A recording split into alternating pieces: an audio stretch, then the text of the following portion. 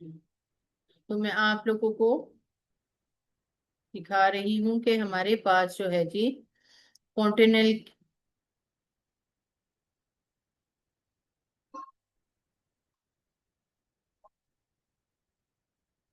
ये मैं शेयर कर रही हूँ आपके साथ।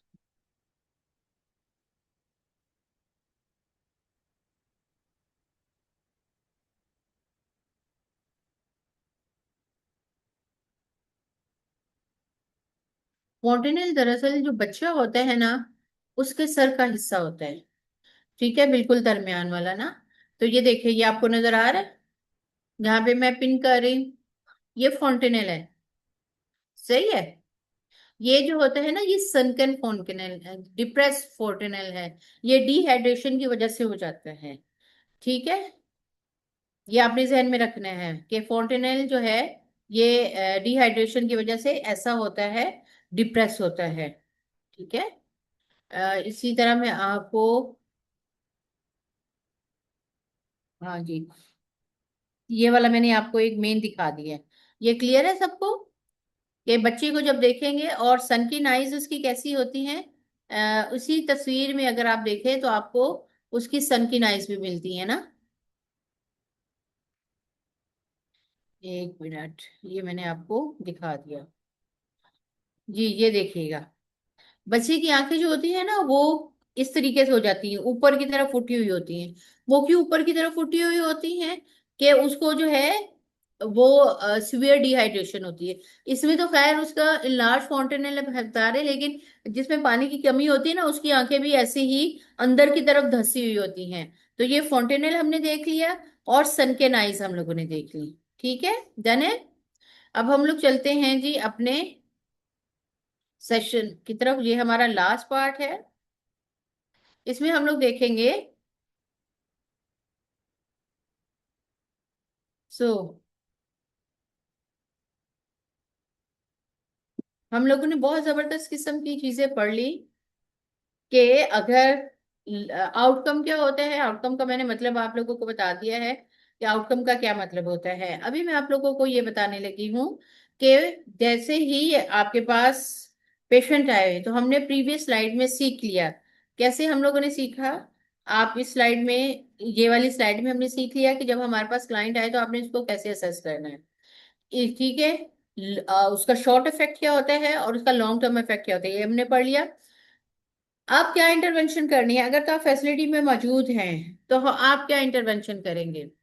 तो आपने सबसे पहले क्या करना है, तो आपको हीट वेव अलर्ट के बारे में पता होना चाहिए, हाई टेम्परेचर के बारे में पता होना चाहिए कि आपके इलाके में ये बढ़ गया है। तो सबसे पहले बेसिकली आपने क्या करना है कि इंश्योर करना है कि आप जहाँ पे बैठे हों वहां पर सायादार जगह हो और बहुत अच्छी हवादार जगह हो।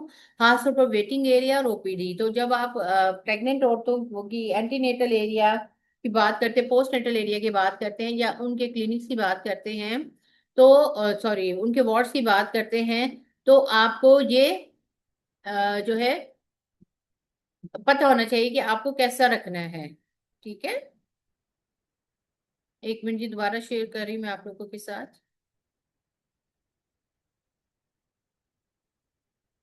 तो कल एक बच्ची ने बहुत अच्छा शेयर किया था कि जब वो जाती हैं तो वहां पर बैठने की जगह नहीं होती। बहुत सारी जो ओपीडीज होती हैं, एंटीनेटल की, पोस्ट नेटल की वार्ड्स में जो होते हैं, वो बहुत ज्यादा उसमें जो है सफोकेशन होती है। तो आपने पहला काम क्या करना है कि ठंडी हवादार जगहों का वेटिंग एरिया बनाना है, और वार्ड्स को भी आपने ठंडा रखना है। नंबर दो, इंश्योर करना है कि साफ और ठंडा पानी मौजूद हो। ठीक है, डिस्पेंसर्स लगे हुए हों। अगर डिस्पेंसर्स नहीं है तो बेशक वहां पे मटके रख लें, और जहां पर के आप आराम से पानी भरते चले जाएं, वो ठंडा रहे। मटके होंगे, क्योंकि आजकल के जमाने में तो डिस्पेंसर रखना बहुत ज्यादा क्या हो जाता है, फाइनेंशियली बहुत ज्यादा मुश्किल होता है। तो हम अगर पुराने जमाने में देखें तो मटके रखते थे। वो मटके रखने से पानी नॉर्मली ठंडा होता है, और वो जो है वो आपको बहुत अच्छे तरीके से हीट स्ट्रोक से बचा सकता है। ठीक है। आप जग में आप ठंडा पानी रखें, सही, जहां पर आप केयर दे रहे हैं, खुद भी पिए, क्लाइंट्स को बताएं। फिर इंश्योर करें कि आप जो है बिजली जो हो मुसलसल सप्लाई वहां पे जारी रहे।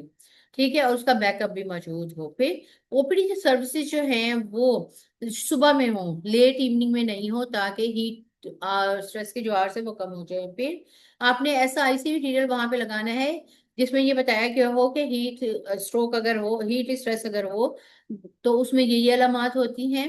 इन अलामात को देखते हुए आपने जो है फौरी तौर पर अच्छा पानी लेना है, ठंडी और हवादार जगह पे बैठना है, आराम करना है, ज्यादा से ज्यादा पानी पीना है, और फिर भी ज्यादा तबीयत खराब हो तो आपने डॉक्टर के पास जाना है। ये आपने उन पोस्टर्स में बताना है, ठीक है।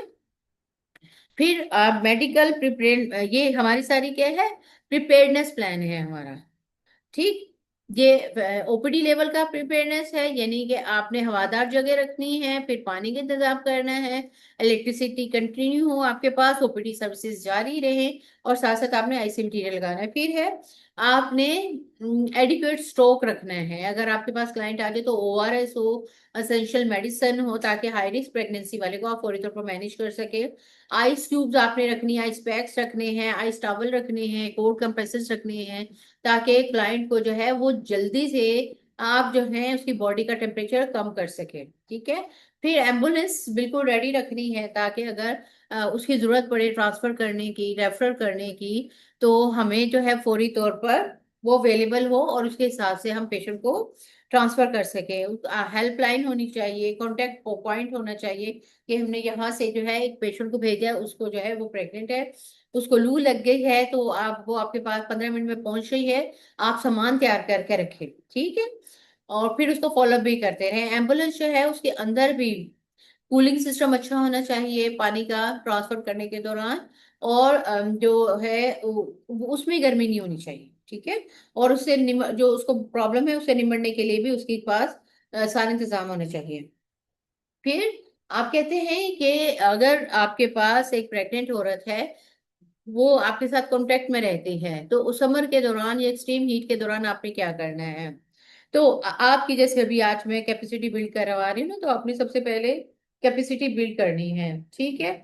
जितने भी मेडिकल ऑफिसर्स हैं, कम्युनिटी हेल्थ ऑफिसर्स हैं, ऑक्सिलरी नर्सिस हैं, मिडवाइफ्स हैं, उन सब की कैसे करनी है। सबसे पहले आपने बताना है कि आपने काउंसलिंग कैसे करनी है, घरों को ठंडा रखने की और न्यूट्रिशन न्यूज को पूरा करने के लिए, ठीक है। नंबर 2, अर्ली आइडेंटिफिकेशन करनी है और उन प्रेग्नेंट औरतों की जिनको के हीट स्ट्रेस होने के चांसेस है, या हीट स्ट्रेस हो रहा है, और सारे आपके पास फर्स्ट एड मौजूद होनी चाहिए ताकि आप उसको दे सके। फिर प्राइमरी असेसमेंट करने के बाद आपने उनको टाइमली रेफर करना है, ठीक है, ताकि वो जो है अच्छे वार्निंग साइन के साथ अगर आपके पास आती है तो आप उसको फौरी तौर पर ट्रीटमेंट देके आगे रवाना कर सके, ठीक है। फिर आपने क्या करना है, रिपोर्ट करना है हीट स्ट्रोक केसेस को और डेथ को। ये बहुत इंपॉर्टेंट है, क्योंकि आप लोग कम्युनिटी में काम कर रहे हैं, तो कम्युनिटी में काम करने वालों को ये तमाम चीजें जो है ये बहुत अच्छे तरीके से रिपोर्ट करनी आनी चाहिए, ठीक है। आपके पास हेल्थ प्रोफेशनल्स होते हैं, मेडिकल ऑफिसर्स होते हैं, वो अपना रिपोर्टिंग सिस्टम बहुत अच्छा करें। नर्सिस जो होती हैं, मिडवाइफ जो होती हैं, वो नेशनल हेल्थ रिलेटेड इलनेसेस और डेथ का सर्विलेंस सिस्टम जो होता है उस पर ये सारी चीजें मेंटेन करके रखें, ठीक है। फिर हम लोग बात करते हैं कि आप कम्युनिटी लेवल पर जाते हैं, तो कम्युनिटी लेवल पर जाते हुए आपने क्या करना है। आपने फील्ड और कम्युनिटी लेवल पर उन वेटिंग एरिया में जहां पर के वो ट्रांसपोर्ट का वेट कर रहे हैं वहां पर आपने जाना है, और वहां पर जाके आपने क्या करना है, सबसे पहले तो उस पर्सन को ठंडे जो जगह है, हवादार जगह वहां पे शिफ्ट करना है। जैसे गाड़ी का इंतजाम कर रहे हैं, इंतजार कर रहे हैं एम्बुलेंस का, तो उनको ठंडी हवादार जगह में बिठाना है। नंबर 2, उनको जो है नियरेस्ट जो जगह है जहां पर बीएचयू है, या कोई प्राइवेट सेंटर है, या गवर्नमेंट की कोई फैसिलिटी है, जहां पर जल्द अज जल्द उनको पहुंचा दे, ठीक है। और कि उनको वहां पे ट्रीटमेंट मिलती रहे, और वहां पे ट्रीटमेंट मिलने के दौरान आपकी जो है एम्बुलेंस पहुंच जाएगी जो उसको लेके आगे रेफर कर सकते हैं। उसी दौरान आप कोल्ड वाटर, आइस पैक जो है वो लार्ज एरिया जो है जैसे एब्डोमेन हो गया, ठीक है, वो बॉडी क्लोथ के साथ ही रख सकते हैं, ठीक है। ग्रोइन का एरिया है जहां पर बुखार के दौरान भी हम लोग गर्म ठंडा कपड़ा रख के उसका बुखार कम करते हैं। आप फैन का इस्तेमाल करें पेशेंट को कूल डाउन करने के लिए। नॉर्मल वाटर, अगर कोल्ड वाटर नहीं अवेलेबल तो नॉर्मल वाटर से करें। उसके जो टाइट क्लोथ हैं उसको थोड़ा सा आप क्या करें, लूज करें। अगर पॉसिबल हो तो पेशेंट की डिग्निटी को बरकरार रखते हुए, प्राइवेसी को बरकरार रखते हुए ये सारे मेजर्स करें। ठीक है, पेशेंट को ठंडा पानी, ओआरएस दे ताकि वो पिए। अगर वो कॉन्शियस हो तो, अनकॉन्शियस हो तो आप उसकी ड्रिप स्टार्ट कर सकते हैं। उसका हाइड्रेशन लेवल आपने मेंटेन करते हुए लेके जाना है, ठीक है, मॉनिटर करते चले। अब जब आप ट्रांजिट फेज में हो, यानी एक जगह से दूसरी जगह उसको ट्रांसफर कर रहे हो, तो आपने इंश्योर करना है कि कूलिंग सिस्टम अच्छा हो। सही है। और उसके साइंस सिम्टम आपने कंटिन्यू देखते रहना कि पेशेंट की वर्क कंडीशन ऐसी खराब कंडीशन तो नहीं है कि जो पेशेंट जो है वो सीवियर कॉम्प्लिकेशन की तरफ जा रहा हो। ठीक है, मिसाल के तौर पर क्या है कि जहां पर आप लोग बैठे हुए हैं उसी सूरत में, अब जब आपके पास पेशेंट आ गया है तो आपने फौरी तौर पर उसको एब्स्टेटिक यूनिट में एडमिट कर लेना है। ठीक है, इनिशियली उसको फुल मेटरनल और फीटल मॉनिटरिंग करनी है, जिसमें कि आप उसका temperature, blood pressure, hydration status, fetal heart rate और रेलिवेंट जितनी भी क्लिनिकल मैनेजमेंट है वो करनी है, जिसमें खास तौर से सारे टेस्ट भी आ जाते हैं ताकि पता चले कि इंटरनली इनका एसिड बेस बैलेंस कैसा है। ठीक है, देन इलेक्ट्रोलाइट बैलेंस कैसा है। फिर इनिशियली इमीडिएट एक्सटर्नल कूलिंग देनी है अगर क्लिनिकल असेसमेंट आपको सजेस्ट कर रही है कि इसको गर्मी बहुत ज्यादा लग गई है। उसके साथ साथ एवापोरेशन मेथड इस्तेमाल करना है, ice cube pack, cold tower, sponge, water spray वगैरह इस्तेमाल करना है। डायरेक्ट उसके ऊपर पंखा रखना है ताकि वो उसको हवा दे सके।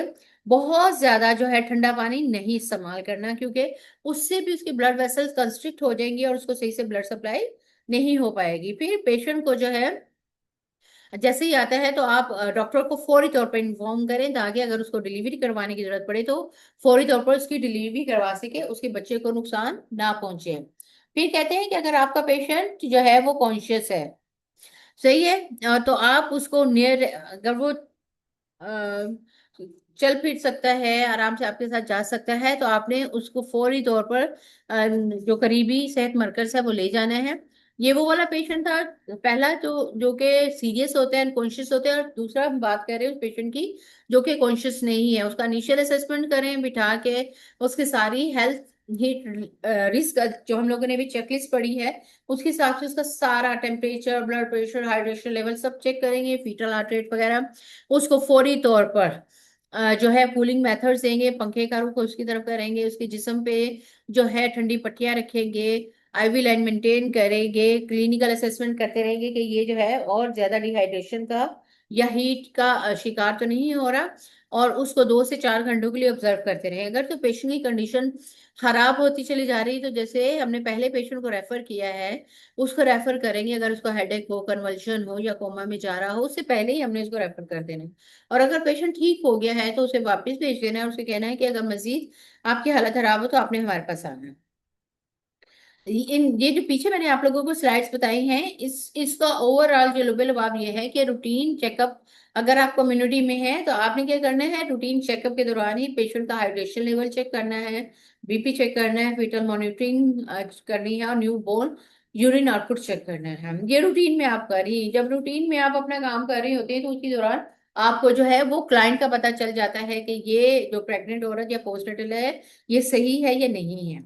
ठीक है, अगर आपको कोई केस मिलता है कि ये जो है हीट स्ट्रेस का शिकार हो रहा है तो फौरी तौर पर आपने क्या करना है कि हीट जो क्वेश्चनर है उसको कंप्लीट करना है, उसकी housing, emergency preparedness, awareness, temperature जो पहले है उसको दोहराते हुए पेशेंट की कंडीशन का जायजा लेना है। फिर कम्युनिटी लेवल पर आपने क्या करना है कि रूरल एरियाज में पेशेंट जो काम कर रही होती है प्रेग्नेंट औरत उसको फील्ड में चेक करते रहना है। उसको कहना है कि तुमने ओआरएस पीते रहना है और ठंडी हवादार जगहों पे साथ साथ आराम भी करना है। फैक्ट्रीज में आपने जो कूल एरिया रखना है, साथ उसका हाइड्रेशन लेवल मेंटेन करते रहना है।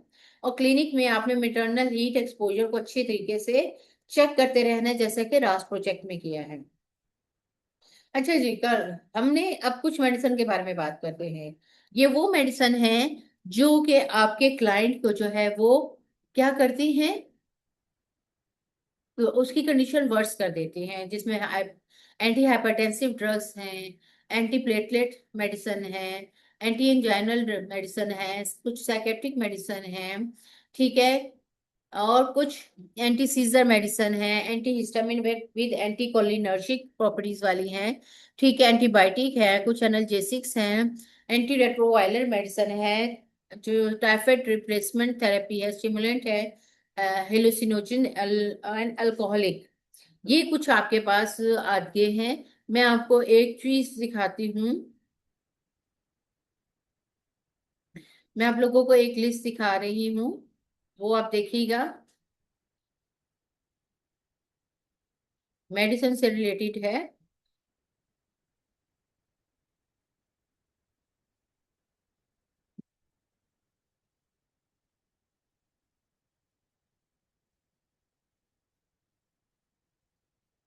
सॉरी, ये आप गलत शेयर हो गए हैं। मैं आपको,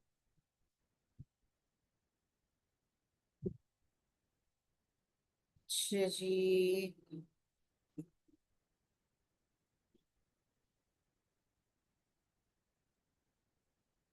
ओके, मैं कोशिश करती हूँ कि आपको, मैंने आप लोगों के लिए मेडिसिन की निकाली थी। Okay, just give me 1 minute.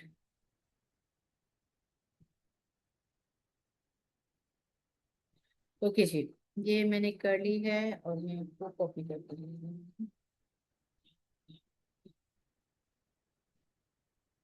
ये वो मेडिसिन की लिस्ट है जिसमें सब चीजें लिखी हुई हैं, तो ये मैं आप लोगों के साथ जो है वो शेयर भी कर सकती हूँ। ठीक है जी, ये मैंने कर ली इसको पेस्ट, और ये आप जी रेडी हैं। मैं आप लोगों के साथ पूरी एक शीट, क्योंकि आप लोग माशाल्लाह एमसीएच का भी चैप्टर भी पढ़ रहे हैं और नर्सेज हैं, आपको ये आना चाहिए। ठीक है जी, I am going to share my screen,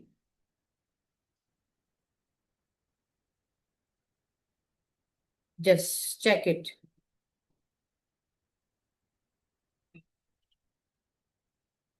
जी, ये देखें, आपके साथ ये स्क्रीन शेयर हो गई। इसमें देखें कि ये मेडिसिन जो है इसके बारे में बता रहे हैं कि ये कौन सी मेडिसिन है। जी, मिसाल के तौर पर इन्होंने ये बता दिया है कि ये एंटी हाइपरटेंसिव मेडिसिन है, और ये एंटी हाइपरटेंसिव मेडिसिन में आपके पास डायरेटिक्स आ रही हैं, बीटा ब्लॉकर्स है, कैल्शियम चैनल ब्लॉकर है, एंजियोटेंसिन है। ठीक है, फिर एंजियोटेंसिन रिसेप्टर्स हैं। ये बॉडी मैकेनिज्म किस तरह अफेक्ट करता है जब हीट एक्सपोजर होता है, इन्होंने पूरा इसका प्रोसेस बता दिया है। ठीक है, फिर एंटी प्लेटलेट है, एंटी एंजाइनल है, साइकेट्रिक मेडिसिन है। तो इस तरह बहुत सारी मेडिसिन है, वो मेडिसिन जो है वो फिर अफेक्ट करती हैं जब हीट स्ट्रोक, हीट स्ट्रेस हो रहा हो। तो आप ये ध्यान में रखिएगा कि जब भी आप क्लाइंट को देखें, तो जिसको हीट स्ट्रेस हो रहा हो, तो आप उससे जरूर पूछें कि आप कोई मेडिसिन ले रहे हैं। अगर बोले कि हाँ मेडिसिन ले रहे हैं, तो आप उससे पूछें कौन सी मेडिसिन ले रहे हैं, आप हमें बताएं। तो वो फिर आपको बताते हैं कि ये, तो आप फौरी तौर पर फिर उनसे बोले अच्छा, आप ये वाली मेडिसिन ले रहे हैं, तो ये वाली मेडिसिन जो है ये आपकी हीट स्ट्रेस में भी आपके लिए मसला करेगी। उस सूरत में फिर आपने फौरी तौर पर क्या करना है कि पेशेंट को रेफर करना है। ठीक है, ये वाली सारी मेडिसिन है, और ये वाली सारी मेडिसिन जो है मैंने आपको एक डॉक्यूमेंट दिखाया है। इस डॉक्यूमेंट के तहत आप ये देख सकते हैं कि वो मेडिसिन जो है वो किस तरीके से हीट स्ट्रेस के खतरे को और बढ़ा दें। ठीक है, यहाँ तक बात क्लियर है जी? कोई क्वेश्चन, कोई बात? चलें, यहाँ पर अभी मैं आप लोगों को इंटरनेशनल कमिटमेंट के बारे में बताऊंगी। ठीक है, हमारे पास जो सबसे बड़ी मिडवाइफ की ऑर्गेनाइजेशन है, वो है international confederation of midwife.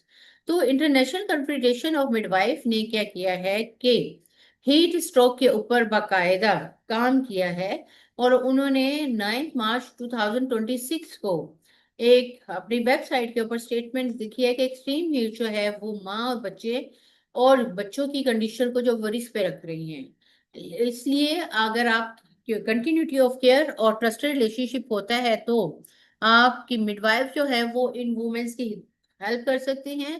Sir कैसे कि सबसे पहले वो आइडेंटिफाई करती हैं कि हाई रिस्क प्रेगनेंसीज कौन सी है हीट स्ट्रेस की वजह से, फिर उनको वो सेव करती हैं प्रैक्टिकल स्टेप्स लेके, और अगर ये सब कर रही होती हैं तो साथ साथ वो प्रिपेयरनेस प्लान भी बना के रखती हैं कम्युनिटी और हाउस होल्ड लेवल पर। तो उन्होंने ये बता दिया है कि अगर हीट स्ट्रेस हो तो मिडवाइफ जो है वो कम्युनिटी लेवल पर क्या कर सकती है। नंबर दो, उन्होंने ये भी बता दिया कि एक्सट्रीम हीट अगर हो तो एक मिडवाइफ जो होती है ना वो खुद भी अफेक्ट होती है। एविडेंस शो करता है कि जब एक मिडवाइफ होती है वो खुद हीट स्ट्रेस का शिकार होती है ना, तो वो बहुत ज्यादा, उसका काम भी कंप्रोमाइज होता है, क्वालिटी कम हो जाती है, और पीरियड जो होते हैं काम करने का वो भी कम हो जाते हैं। तो हेल्थ प्रोफेशनल जो होते हैं, इसमें मिडवाइफ भी शामिल होती है, वो बहुत ज्यादा बेचैनी, अपने काम करने की सलाहियत को कम होना और बहुत ज्यादा थक जाने को भी एक्सप्लेन करते हैं। दूसरी एक रिपोर्ट 2026 में बाकायदा आईसीएम ने शेयर की थी कि interlock midwives and the climate crisis, humanitarian climate crisis change. ठीक है। जो आईसीएम है वो कंटिन्यूस इसके ऊपर काम कर रही है, इसके ऊपर वर्कशॉप्स हो रही हैं। जैसे मैंने आज आपकी वर्कशॉप ली है, इस तरह मैंने भी इनकी आईसीएम की वर्कशॉप ली थी कि अगर इस तरह का मसला हो तो किस तरह मिडवाइफ जो है वो क्लाइमेट क्राइसिस से निमट सकते हैं।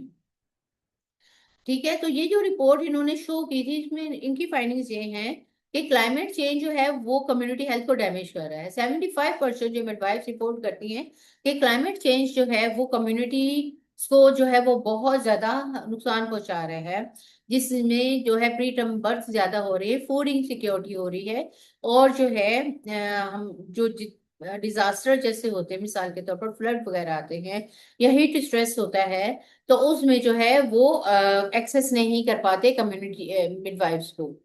ठीक है, या मिडवाइफ उन तक नहीं जा पाती। ठीक। नंबर दो, मिडवाइफ जो है वो क्रिटिकल फर्स्ट रिस्पॉन्डर है। ये जितने भी हमारे पास जो है क्राइसिस आए हैं, इस रिपोर्ट ने बताया है कि मिडवाइफ जो है सबसे पहले रिस्पॉन्स देने वाले होते हैं। क्यों? और ये वाहिद हेल्थ केयर प्रोवाइडर होती है जो कि कम्युनिटी में मौजूद रहती है। ठीक है। जो कि अपनी सर्विसेज को वहां पर फ्लड के दौरान, एक्सट्रीम हीट के दौरान, आग, जंगल में आग लगने तो के दौरान अ, अपनी खिदमत पेश कर रही होती हैं। फिर मिडवाइफ जो है वो सबसे ज्यादा चैलेंजेस फेस कर रही हैं। कैसे कि मिडवाइफ्स इन तमाम कंडीशंस में काम करते हैं, सबसे ज्यादा स्ट्रेस को रिपोर्ट कर रही हैं, बर्न आउट इनके पास बहुत ज्यादा है। इवन काम करने की वजह से, क्लाइमेट डिजास्टर की वजह से उनको बहुत ज्यादा डिस्प्लेसमेंट की भी, डिस्प्लेस भी हो रही हैं। 76% जो है वो इस बात पे एग्री करती हैं कि क्लाइमेट क्राइसिस जो है उन्होंने, जो मिडवाइफ का काम है उनको, उसके ऊपर नेगेटिव इम्पेक्ट किया है।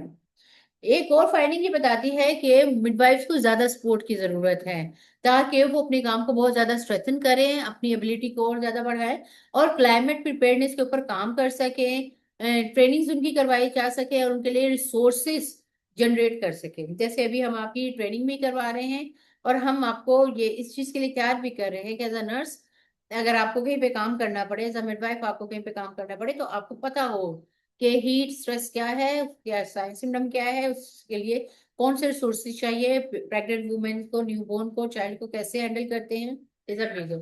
मिडवाइफ केयर जो है वो बहुत ज्यादा सस्टेनेबल है। जब आप अननेसेसरी इंटरवेंशन खत्म करते हैं और जरूरत के मुताबिक जो है वो केयर देते हैं, तो बहुत ज्यादा जो कुदरत को, चीजों को नुकसान पहुंचाने वाली चीजें हैं जैसे कार्बन, वो कम प्रोड्यूस होती है, और मिडवाइफ अच्छे तरीके से climate resilient health system create करती है। तो आईसीएम ने ये कमिट किया है कि वो कंटिन्यू जो है वो इस सिस्टम को स्ट्रॉन्ग बनाता चले जाएगा, और जितनी भी ग्लोबली उसको एविडेंस मिलते हैं, उन एविडेंस को जहन में रखते हुए जो मेटरनल न्यूबॉर्न चाइल्ड हेल्थ के ऊपर जो हीट के इम्पैक्ट हैं, उसको जो है वो ट्रेनिंग मॉड्यूल्स में शामिल करेगा, सारी ट्रेनिंग्स को करवाएगा, मिडवाइफरी एसोसिएशन को इसमें एंगेज करेगा, नेशनल और ग्लोबल लेवल पर जो क्लाइमेट अडेप्टेशन है और ही से रिलेटेड रिस्क है उसके मुतालिक ट्रेनिंग्स करवा कर जो है मिडवाइफ को तैयार करेगा। फिर मिडवाइफरी एसोसिएशन जितनी अच्छी स्ट्रांग होगी और प्रोफेशनली वो अपनी आवाज बुलंद करेगी और दूसरों को बताएगी कि हमें ही स्ट्रेस पे काम करना चाहिए। बहुत सारी एसोसिएशन जो है उनके जो है वो रिसोर्सेज भी कम है, उनका स्रोत भी कम है, उनको स्ट्रांग बनाने की बात कर रहे हैं और साथ साथ उनकी कैपेसिटी भी बढ़ा रहे हैं। फिर आईसीएम ये भी कहता है कि क्लाइमेट अडेप्टेशन आपने जरूर करनी है, वुमेन्स और कम्युनिटीज को इसके लिए रेडी करना है। और वुमेन आमतौर पर कहते हैं सबसे ज्यादा काबिल रहम होती है, लेकिन इन्हीं को अगर हम लोग स्ट्रांग बनाएंगे और रिसोर्सफुल बनाएंगे तो ये हर किस्म के चैलेंजिंग जो इन्वायरमेंट होता है उसको बहुत अच्छे तरीके से काम कर सकती है।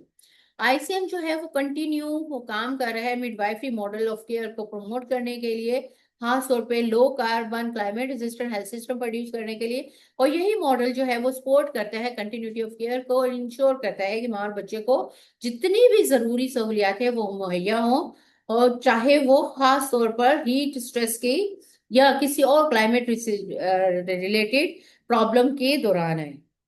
डब्ल्यूएचओ ने भी यही कमिटमेंट की है। ये डब्ल्यूएचओ की भी कमिटमेंट है कि उसने मुख्तलिफ तरीके से इसके ऊपर काम किया है। फिर हमारे पास गवर्नमेंट ऑफ पाकिस्तान, ये हमारी इस हवाले से लास्ट स्लाइड है, फिर हम डिस्कशन की तरफ जाते हैं। कि हमारे पास जो है वो नेशनल डिजास्टर मैनेजमेंट अथॉरिटी है, जिसने तो 2026 की गाइडलाइन शेयर की है। उस गाइडलाइन के मुताबिक प्राइम मिनिस्टर ऑफिस से ये की डायरेक्टिव मिले हैं कि आप पब्लिक अवेयरनेस कैंपेन चलाएं। आपने देखा है हमारे पास जैसे ही गर्मी शुरू हुई है तो हमारे पास कैंपेन चलनी शुरू हो गई है। बच्चों को घरों से जल्दी स्कूलों से जल्दी छुट्टी हो गई है। 10 बजे तक बच्चे घरों को चले जाते हैं, ज्यादा से ज्यादा 11 बजे तक उनका स्केड्यूल जो इस तरीके से एडजस्ट कर दिया गया है। फिर हीट स्ट्रोक ट्रीटमेंट सेंटर बना दिए गए हैं, मेडिकल स्टाफ ट्रेन किए गए हैं, ओआरएस और कूलिंग अप्लायंस रखे गए हैं। फिर हॉस्पिटल की कैपेसिटी जो है वो हीट रिलेटेड इमरजेंसी के लिए बहुत अच्छी कर दी गई है। ठीक है। फिर हमारे पास जो स्ट्रोक पिल्स, मुख्तलिफ किस्म का ORS, electrolyte drinks, cooling airs और वाटर डिस्पेंसर वगैरह, इनकी तादाद बढ़ा दी गई है खासतौर पर रूरल एरिया में। इसी तरीके से हमारे पास जो कूलिंग सिस्टम है उसको अच्छा किया गया है। और ग्लोबली जो है अ, हम लोग जो है इंटरवेंशंस को लेते हुए अपने रिसोर्सेज को मॉनिटर भी करते हैं कि हमारे पास अगर इस किस्म की कोई भी सिचुएशन आए हम उसको कैसे हैंडल करते हैं। तो आपने जैसे मैंने आप लोगों को ये बताया कि आईसीएम जो है उसकी एक कमिटमेंट है। जी, आईसीएम की अपनी एक कमिटमेंट है। आईसीएम इसके ऊपर बहुत अच्छा काम कर रहा है। तो गवर्नमेंट ऑफ पाकिस्तान जो है उसका भी काम इस सिलसिले में बहुत अच्छा है। लास्ट स्लाइड की तरफ जाते हैं।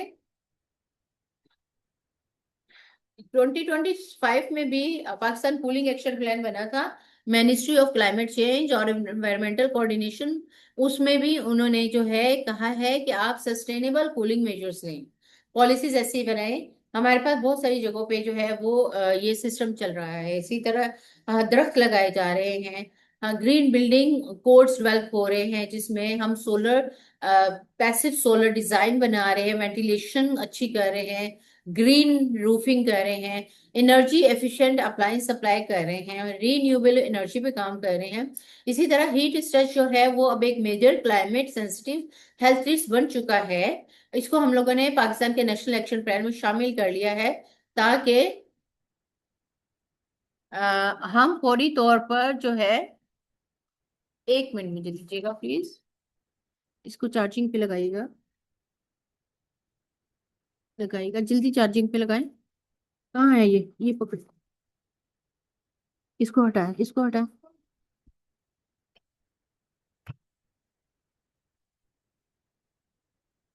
जी सॉरी। तो ये सब हमारे एक्शन प्लान में शामिल हो चुका है। So be ready as a nurse. हमने क्या करना है, मेटरनल, इसका सबसे बड़ा फायदा ये हुआ है कि हमने मेटरनल हेल्थ के हवाले से बहुत अच्छा काम कर लिया है। ये बंद हो जाएगा, लगाओ जल्दी, ये लगाओ जल्दी। Sorry, I am sorry. चलें। अच्छा जी, आई एम सॉरी, एकदम एक इलेक्ट्रिसिटी ब्रेक हुआ है।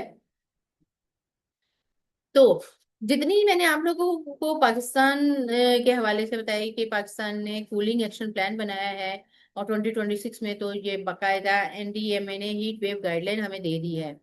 तो इस हवाले से सबसे ज्यादा माओ के लिए क्या फायदा हुआ है कि हॉस्पिटल को बता दिया गया है कि आपने माँ मेटरनल हेल्थ के हवाले से जो प्रेग्नेंट औरतें आती हैं, पोस्टनेटल औरतें आती हैं, उनको बिल्कुल रेडी रहना है कि उनको डिहाइड्रेशन से बचाएं, हाइपरटेंशन से बचाएं, प्री टर्म लेबर से बचाएं। और इस तरह के केसेस को फौरी तौर पर आपने हीट वेव्स के दौरान बचाना है। नंबर 2, कम्युनिटी हेल्थ के हवाले से कम्युनिटी हेल्थ वर्कर जो है उनको ओआरएस दे दिए गए हैं, काउंसलिंग के तरीके बता दिए गए हैं, अवेयरनेस सेशंस की रेज अवेयरनेस सेशंस हम लोगों ने किए हैं, और साथ साथ ये सिर्फ सिंध की एग्जाम्पल दी है, ये सारी जगहों पे हो रहा है। साथ ही पॉलिसी में शामिल कर दिया, हमारे पास शामिल हो चुका है कि पाकिस्तान के नेशनल क्लाइमेट चेंज पॉलिसी और नेशनल हेल्थ एक्शन प्लान के मुताबिक हमने औरतों को बचाना है हर किस्म के हीट स्ट्रेस के हवाले से होने वाली कॉम्प्लिकेशन से। ये वो सारे मैंने रिसोर्सेज आप लोगों को शेयर किए हैं जिसकी मदद से मैंने ये सारी प्रेजेंटेशन बनाई है। सारी प्रेजेंटेशन जो है वो एविडेंस बेस्ड है। ठीक है, आप लोग चाहें तो आप इन रिसोर्सेज को पढ़ सकते हैं, जिसमें इंटरनेशनल रिसोर्सेज भी हैं और नेशनल रिसोर्सेज भी हैं। जी जनाब, कोई क्वेश्चन है तो आप लोग बताएं, क्वेश्चन बताएं और फीडबैक दें। जी मैम जनाब। मेरा एक क्वेश्चन है। हम्म, बोले बोले। मैम जैसे आपने कहा कि हीट स्ट्रोक में कोई भी हम मेडिसिन इस तरह की यूज़ नहीं कर सकते, आपने जैसे हमारे पास नाम लिया कुछ एंटी हाइपरटेंसिव का, एंटी सीजन मेडिसिन का, तो क्या हम कोई भी मेडिसिन नहीं यूज़ करें अगर वो पेशेंट पहले से ही हम ले लेते हैं? फॉर एग्जांपल वो पेशेंट जो प्रेग्नेंट लेडी है वो पहले से इक्लेम्शिया की स्टेट में है, लेकिन उनको मेडिसिन देना भी तो ज़रूरी है ना, उनको फिट्स पड़े है, तो इस कंडीशन में क्या करना पड़ेगा हमें? देखिए, जब आपके पास एक क्लाइंट आती है जिसको जो हीट स्ट्रेस का शिकार है ना, ठीक है, आप उसको मेडिसिन दे रहे हैं, उसके कुछ प्रोटोकॉल्स होते हैं। सही है, उन प्रोटोकॉल्स के तहत आप उसको डोज तो दे रही हैं, लेकिन साथ साथ जो है उसकी जो कॉम्प्लिकेशंस हो रही है ना उसको देखते हुए आपने इसके लिए एक्शन प्लान बनाना है ना।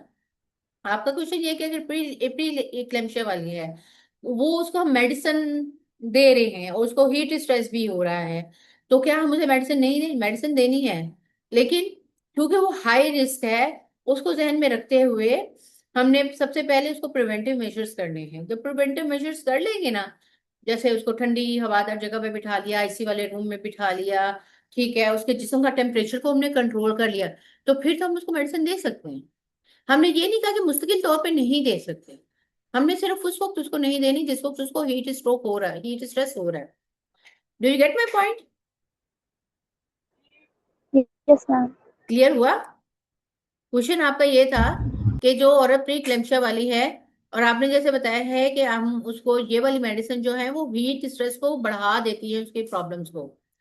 ठीक है, तो मेरा आपको जवाब ये था, बिल्कुल आपकी बात सही है कि अगर हीट स्ट्रेस हो रहा हो और उसके साथ जो है ये फीमेल जो है वो ले रही है प्री क्लैम्पिया की मेडिसिन, तो क्या करें? मेडिसिन तो हमने देनी है। तो उसका जवाब ये है कि आप फौरी तौर पर उसके हीट स्ट्रेस को कंट्रोल कर लें, उसकी आईवी लाइन मेंटेन कर दें, उसके टेम्परेचर को कंट्रोल कर लें, उसको ठंडे हवादार कमरे में बिठाएं। जैसे ही हीट कंट्रोल होती है आप उसको मेडिसिन दे दें। उस दौरान क्या कर सकते हैं, आप जो है ऑलरेडी मेडिसिन उसको दी हुई होगी, या जो प्रोटोकॉल कहते हैं उसके मुताबिक हम उसको काम करें। तो जवाब उसका ये है आपके सवाल का, यस हम उसको मेडिसिन जरूर देंगे, लेकिन उसका हीट स्ट्रेस कंट्रोल करते हुए। जी जनाब, next question. Are you satisfied? Do you get answer? Yes ma'am. Okay जी, नेक्स्ट क्वेश्चन प्लीज।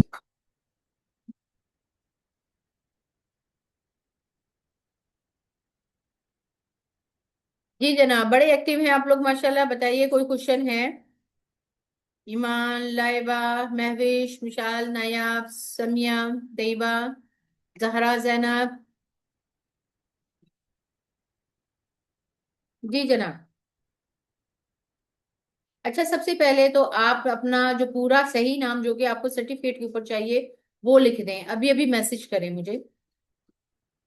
ठीक है, मैं चैट देख रही हूँ, आप अपना कंप्लीट नाम लिखें, क्योंकि इंशाल्लाह ताला आपको जो है ये इस हफ्ते में ही मैं आपको सर्टिफिकेट भिजवा दूंगी। अच्छा, ये एक क्वेश्चन है, तैयबा कवल कहती है कि अच्छा, अच्छा ये ऑलरेडी आपने बोल भी दिया था। आपने कहा कि मुझे एसी से इससे ये पता चला है कि कैसे कैसे हम हीट स्ट्रोक हो सकता है और हमारी कंडीशन पर इस सूरत में कैसे होती है, इस पे हमारा इम्पैक्ट कैसा होता है। ठीक है। ओके। लाइबा फयाज नायाब रियाफत, ठीक है जी। आगे आपका नाम पूरा। ठीक है, लाइबा मुनीर। सब लोग लिख दे। ठीक है। ओके जी। डन हो गया। कोई क्वेश्चन जो आपका रह गया हो तो आप जरूर बताएं।